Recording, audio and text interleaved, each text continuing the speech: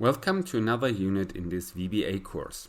In this unit, I'm going to talk about how we can use message boxes to output results of our analysis, of our calculations, in general to just communicate with the user by displaying information on the screen. And by itself, message boxes are relatively easy. So imagine I have an example as here. I have an input which I read from my Excel sheet, and then I want to square this input and return the output to the user.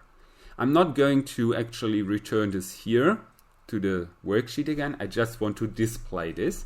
So that's where I'm going to use message box. So first, I'm going to use the output to get square of my input, and then if I want to return this, I can just use MSG, message, and then box, and here I'm putting my output.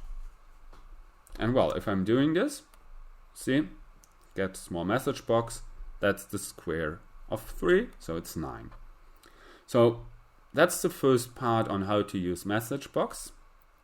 The message box works perfectly fine if I have as here a variable which contains some kind of information. If I have the variable, I can just put the variable name here. But what if I want to add some kind of text? What if I just want to have like a message with hello? If I'm going to do this here, I can already promise you this will give an error, or at least not what I want to have here, because the problem is, at this moment, he's expecting this to be a variable. He output 0 because, we never defined this, we never declared this, so he will declare this at this moment, set this to the default value of 0, and then output the 0. So that's a problem. So, he does not actually throw the error, but this is an error. What I want to have instead is that he displays this as some kind of text. Whenever I'm going to add additional text, I have to put this into parentheses. So I'm putting those here. Then, if I run this, I actually get my message as I wanted to have it. Okay, so first thing, if I work with variables, and that's an addition here as well, I work with numbers. So I could just introduce 3 here, or 8 or 9 or whatever. This works perfectly fine as well. So as long as I use either numbers or variables, I can just put them in plain as they are. If I, however, am using text, I have to put this into parentheses. And now to the real fun part. What is if I want to combine both of those things? If I want to have something like the result is, and then I want to have the output.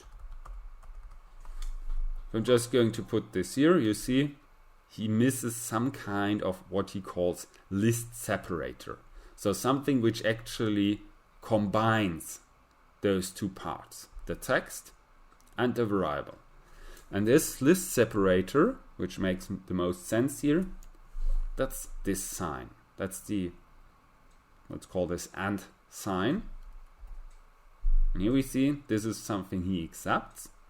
And if I run this small program, the output is actually what I was expecting. The result is, that's my text, and then here that's the variable.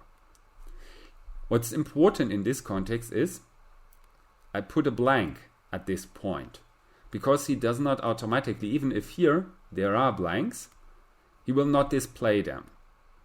He will only display those blanks which I put in parentheses as well.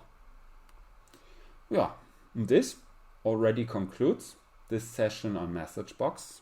So we know how to output variables, how to output text, and how to output any type of combination of both of them. If you want to see more than just message boxes with regard to VBA, feel free to visit the rest of the course or have a look at the corresponding playlist. I say goodbye and see you next time.